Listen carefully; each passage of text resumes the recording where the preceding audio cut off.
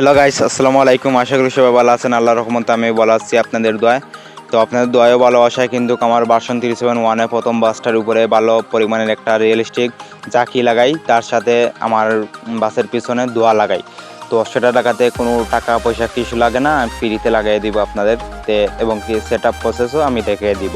তার আগে শুধু আমার একটাই রিকোয়েস্ট, আপনারা আমার চ্যানেলটা সাবস্ক্রাইব করে আমার পাশে থাকবেন, লাইক কমেন্ট শেয়ার করে আমার পাশে থাকবেন। তো চলো আমরা গ্যারেজে যাই, সেখানে গিয়ে আপনাদেরকে দেখাই, আর বেশি কথা বাড়াবো না।